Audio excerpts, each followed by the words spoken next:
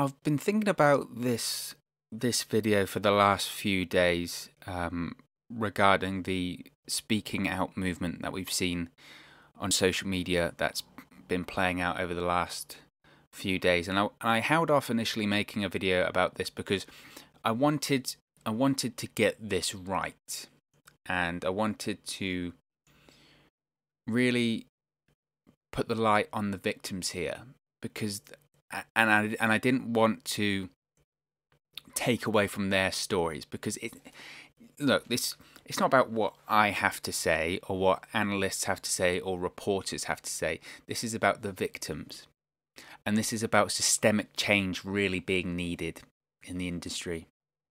Now, if you're not aware, I don't know how you wouldn't be, but over the last week or so, we've seen several accounts via the speaking out movement, the hashtag speaking out movement, several accounts of sexual assault, sexual misconduct, stalking, abuse, physical, mental, verbal, emotional abuse, and so much more when it comes to the professional wrestling industry. It started off with mainly accounts from the British wrestling scene, and there are so many accounts to go into that I couldn't do them justice here. And as a British professional wrestling fan, first and foremost, it's appalling. To be honest, it's appalling that people, professional wrestlers, thought that they could get away with this kind of behaviour. Now, I'm careful when I say that it's just, the females are just victims here, because there have been some accounts of male victims when it comes to this, so I don't want to, do a wide brush there. But some of the offenders in this case, again, it's appalling. It's appalling behaviour.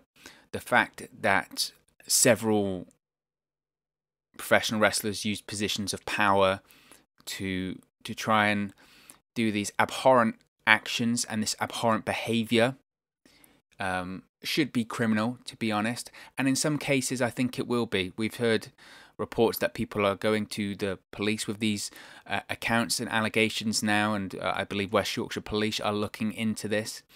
And something needs to change. Something needs to change, because this kind of behaviour just isn't acceptable. It isn't acceptable, and it goes beyond being acceptable.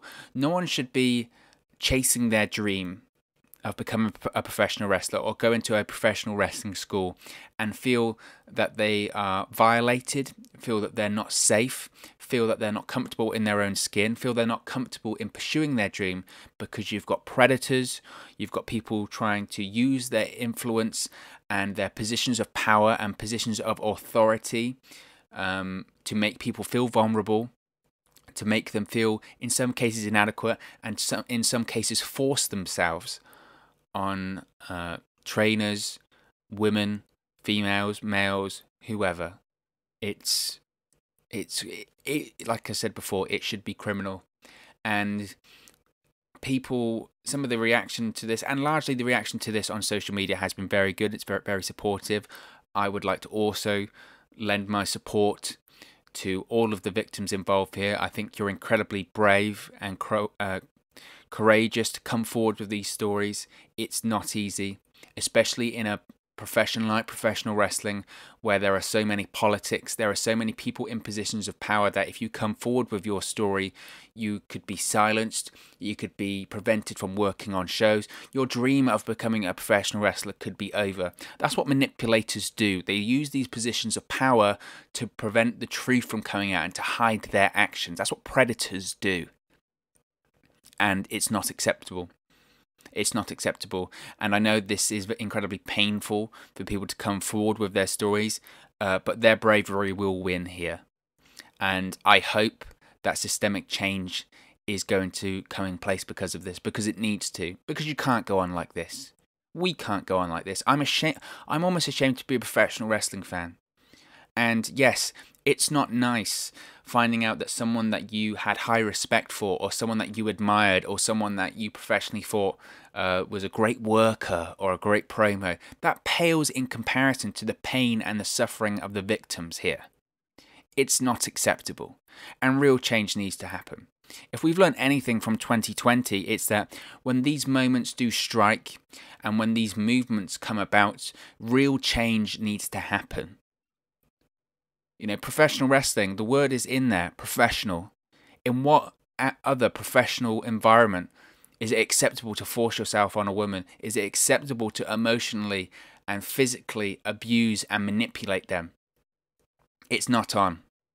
And the thing I think that worries me is that we've seen the impact and the stories from the British wrestling scene. I think it will go wider than that, and I think there are more stories to come out, which is going to be painful. It's going to be painful for the victims. It's incredibly brave for the victims, but it needs to come out. It needs to come out because real change needs to happen. And these people that have abused their power, they've abused their position, or they've just abused people, need to be taken away from the professional wrestling industry. They need to never make another cent from the professional wrestling industry. And my heart goes out to the victims. You're not alone in this. You're really not alone in this. You have not just my support, obviously, you have the entire world's support.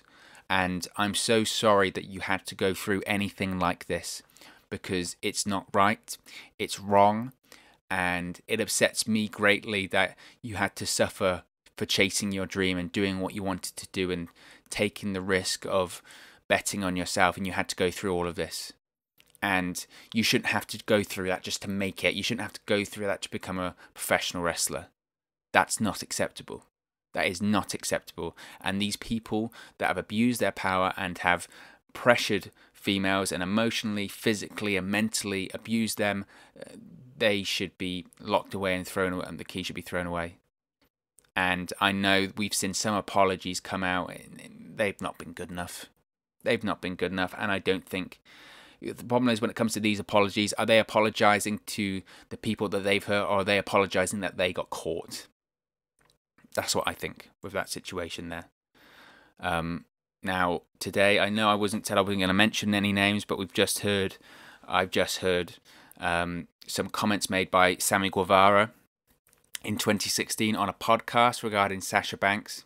I won't mention what he said on here because I don't want to repeat it. But suffice to say that they were disgusting, they're abhorrent, and not only does Guevara need to apologise to Sasha Banks personally, he needs to apologise to everyone who he's offended with those comments, and he needs to have a real hard look at himself. And I think a lot of professional wrestlers need to have a hard look at themselves, because let's be honest, all these stories that are going to come out, they may not even cover 50% of what's really happening. So some wrestlers, unfortunately, might get away with it, which is a sad state. And I don't want to say that every male professional wrestler is like this, and every male professional wrestler this is the case, because that's not the case. That isn't true. But if we live in this place of denial that this isn't a problem, this is just a small amount of people in the professional wrestling industry, then we're just enabling this kind of abuse to happen, and that isn't good enough. We, as a professional wrestling fan base and as fans and as a professional wrestling community, must do more to raise awareness for this, and we must do more to put in place procedures that this never, ever, ever happens to anyone again. Anyone. It's this kind of toxicity and this kind of criminal and negligent actions that causes people to get hurt, and it's not on. And people should not have to suffer in silence anymore. Anymore. And as I mentioned previously, I don't think this is the end of it, and it shouldn't be the end of this. Everyone who has had to suffer through these criminal actions should get the justice that they deserve, and the people that have committed these actions should never be allowed to perform or be a part of the wrestling industry ever again. It's already gone on way too long. Already gone on way too long. So once again, I feel so sorry for the victims. You are incredibly brave. You are incredibly courageous. Note that through your suffering, you are going to make real change. But that isn't justifiably the reason why you've had to go through this. There is no reason that can justify the pain, the suffering, and the abuse that you've gone through. You're incredibly brave. I respect you. I commend you for speaking up and standing up. And I know people are going to say, well, you can't believe every account that you hear. You can't believe every account that you hear. That's what predators and manipulators, that's what they prey on. That's what they know about. They know that people aren't going to believe them. That's why people don't speak up in the first place, because they know that the majority of people aren't going to believe them. And that's the problem. That's the problem. We've seen WWE start to release talent. We've seen other companies release talent and sever links with them and suspend talent. There has to be more done. There has to be more done. There has to be. And this idea that, look, I understand people's point of view when it comes to this, when they say you can't just fire someone for allegations, and that is true. You can't just fire someone with allegations. There totally is a line of innocent until proven guilty. I totally agree with that. However, what side you do have to look at when it comes to these things is how many sexual assault or allegations or whatever actually lead to conviction. How many actually lead to an investigation at all? There usually is little evidence when it comes to this thing. Okay, it's a grey area. How do you have evidence of the night in question? You don't often. You really don't. Now, sometimes now with social media, you can have DMs, you can have messages, which is a bit easier to prove the allegations. But a lot of the time when it comes to these kind of assaults, there is no proof. It is substantial. It is circumstantial evidence. It is accounts and information. That's why a lot of these don't lead to convictions. That's why a lot of people don't speak up, because they don't think people are going to believe them. That has to end. We have to believe people, and we have to, whilst we do have to look for evidence, we have to get into a situation when someone feels they can be comfortable in speaking up about the abuse that they've suffered. Not that they should hide away and be ashamed of it. Never. We have to do more, and we should do more. And as I mentioned, I was cautious about making a video on this because I wanted to not do something totally out of anger and out of spite. But it's not about me, and it's not about what we fans, think if they should be stepping up and speaking out. They absolutely should, and the people who have committed these actions shouldn't work in the professional wrestling industry again. And again, I'm not saying that every allegation is going to be true, but certainly not every allegation is false. The phrase is, there's no smoke without fire, and there is a lot of smoke here. So there are certainly some fires. So more needs to be done.